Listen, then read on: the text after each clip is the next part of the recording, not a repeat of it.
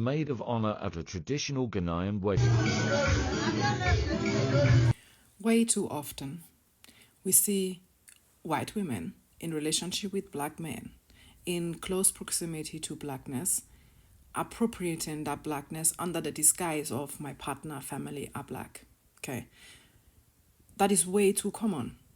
And in my opinion, I stand to be corrected because clearly I'm not a black person, so it's not my lane to judge that. I'm speaking of the person that was once in that situation. That was once like, hey, braids are just hair, everybody can be racist, shit like that, right? I get that there's a very thin ice between cultural appropriation and cultural appreciation, especially because as people that are appropriating historically, we are not even able to see in many cases when we actually appropriate because we think we are appreciating by putting braids on our hair, for instance, when in reality, black women are not even safe to wear their own hair creation they created that they've been carrying for hundreds of years. So we have no right to appropriate something that the original creator cannot even wear safely, okay? Let's get that out of the way. But because we are so ignorant to history, to our own privileges, and to the past that shapes the present and the future, we like to disguise that as cultural appreciation because we appreciate, and I do genuinely believe that women that say that, they do appreciate the hair in its beauty.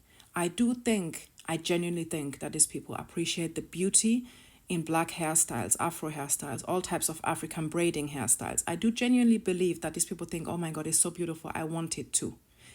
But that's just scratching the surface of appreciation because you cannot appreciate something when the person that created it tells you, hey, if you do this, it's disrespectful because I am not free to wear it.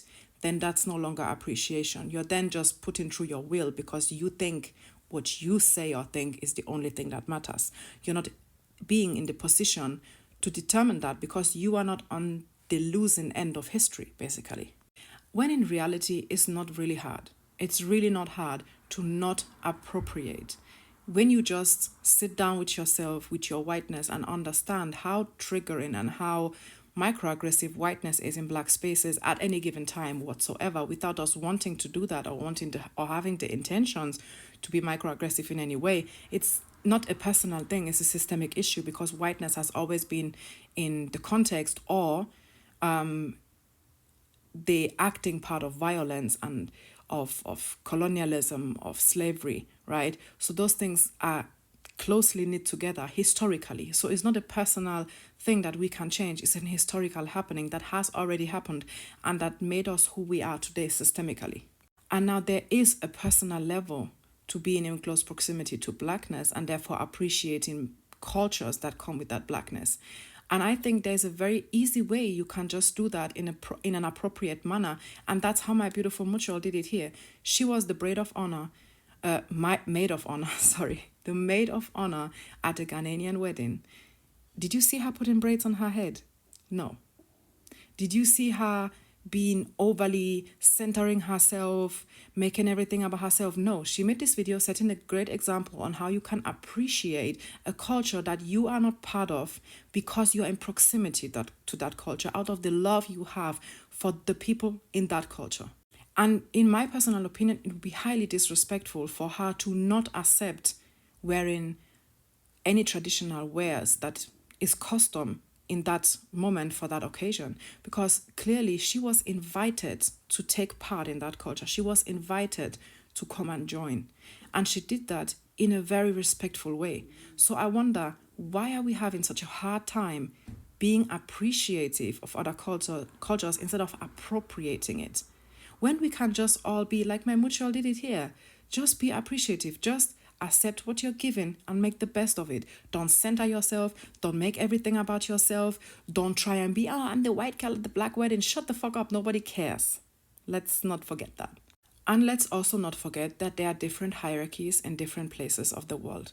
It is a very different thing if you travel to your Ghanaian, Nigerian, Gambian family on the motherland and it is custom for all the women to do their hair. You are in a different society. You're in a different hierarchy. You're in a different setting. You're in a different, you're no longer in a white-dominated area, which does not mean you left your white privilege at home. Let's not get shit twisted. However, the discrimination and the demonization and dehumanization of black identities and black cultures, like it is in predominantly white societies, is no longer the case when you are in a black dominated society like it is in Ghana, Nigeria, Gambia, etc.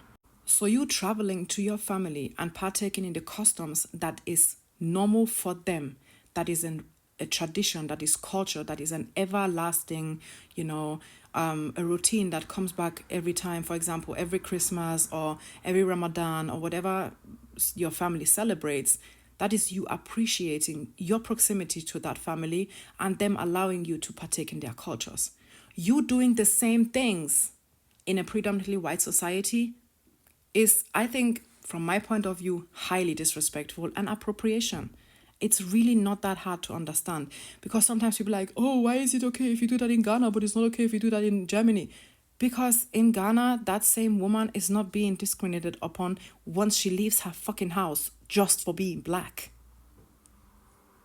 I can't believe it's this hard to understand for you people. Germany is a predominantly white society, built on racism, flourishing on racism in every aspect of our society. So why exactly would you even closely compare the two?